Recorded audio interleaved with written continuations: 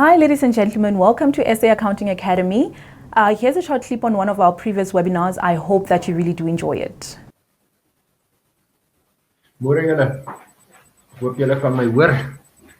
Good morning, everybody. I hope you can hear me. Just check your lines. I see we are on, so welcome this morning to our session and our talk about drafting wills. Now that you can see me, as you see, I've got a face for radio. So if you find you have trouble with your lines and the signal is not clear, we normally switch off our videos. But yeah, let's hope we get through the morning. Ladies and gentlemen, welcome this morning to our session on drafting a will. And it's an interesting topic. Death is a reality. There are three realities in life: death, flies, and taxes. And we have to work with them. And the challenge we have is that my sound is on. The challenge we have is that it's a very complicated subject. But in our country, and it's very relevant. And for us as accountants in practice, we need to also add value to our clients, but also add value to our businesses. So yes, this morning we're going to have a chat about the drafting of wills and how we can use that in our practices. The reality is that we are in the best position where we work with our clients to assist them in planning. So today we're going to look at the basics of drafting a will. Through SA Accounting Academy, we are busy developing a modular series to go through the drafting of wills, estate planning, and even today I'm going to touch a bit on trust because trusts are very relevant. So yes, it's value-adding services that you can add to your practices, but it's very relevant. I get so much situations where people pass on without a will and it causes complications, and I'll explain to you as we go along why these are complications. So let's get into it. About me, I'm a chartered accountant and a registered public auditor. I've got a practice. I do a wide range of consulting services. I enjoy that very much. I work across Southern Africa, work on compliance, broad-based Black economic empowerment, tax and business development. I'm an assessor in the Free State High Court for tax cases, where I sit as the representative from the accounting profession, and I'm also a registered trainer for trainees.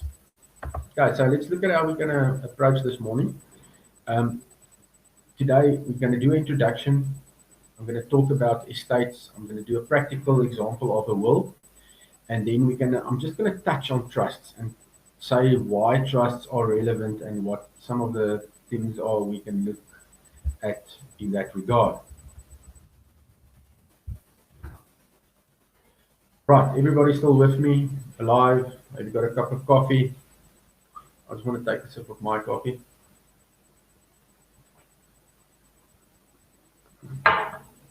Right.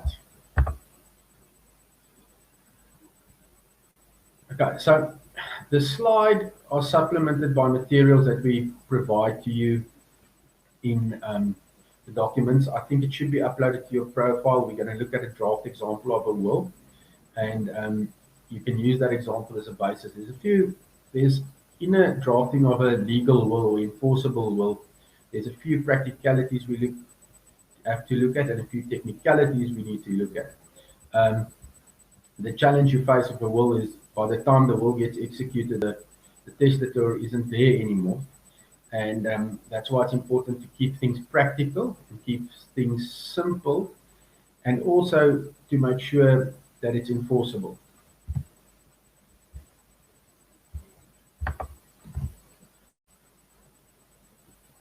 Okay, so what are our goals today?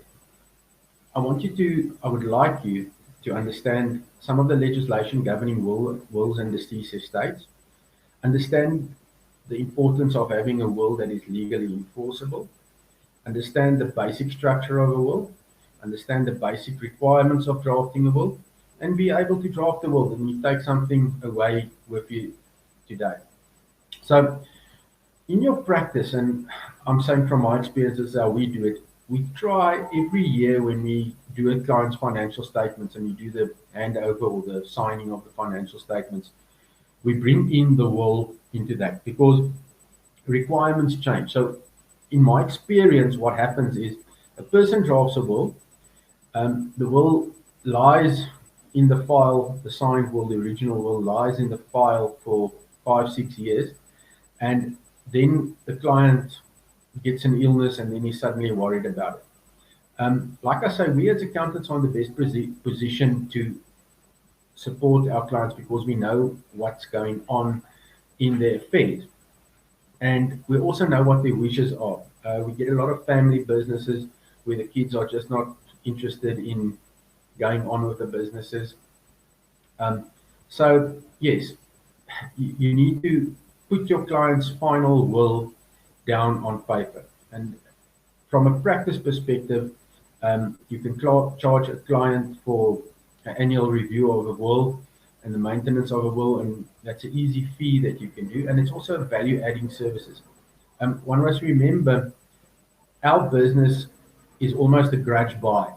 Like, yes, we have to pay tax. The client comes to me, he has to do financial statements. The client doesn't look forward to coming to you because they know they'll possibly have to pay tax. And even with a will, it's not something people like to talk about or like to speak about. It's a very sensitive subject, and you should treat it in such a manner. But it's a good value-adding. It's a good value-adding service. All right, so let's look at the basics of estates.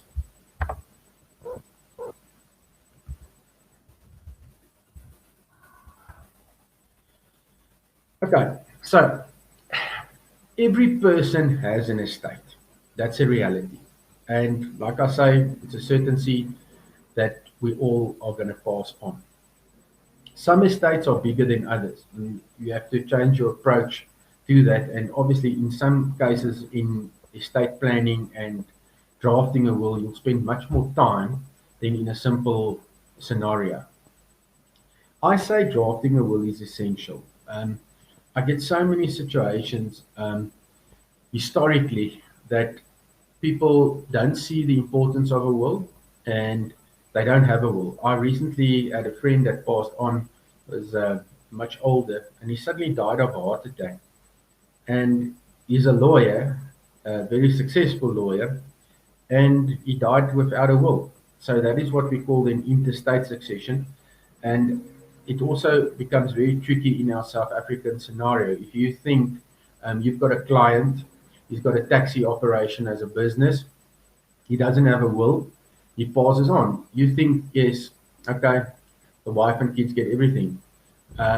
It doesn't necessarily work like that because in terms of customary law in South Africa, we've got a situation where there is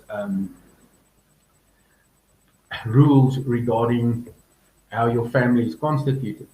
So a will makes it much more simple in terms of that is my final will. If you're not included in the will, you might have a claim against the estate, but the basics are there. And like I say, today we want to look at the basics of drafting a will. So what I'm going to do is I want to, before I get into the technicalities, I'm going to run through an example which I'm going to share on my screen. And that example is, like I say, a basic will. And when we get to the legislation and the background to that, I want you just to think back on the practicalities or on the example of the will and why certain things are included in that will. All right, I've got a question here from Judy, which I'm quickly going to try and address.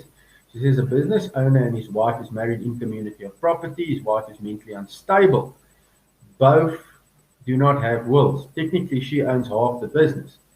What would the process be in drafting a will? All right, so in drafting a will, there's different ways we do it. You can do a joint will, and a joint will, you'd have a situation where the husband and wife says, this is our will together, but if we should pass if one of us passes before the other, this is our will. This is what we want to happen. And if we should. I hope that you enjoyed that video. For more of our webinar videos, go to www.accountingacademy.co.za. Thank you and have a lovely day.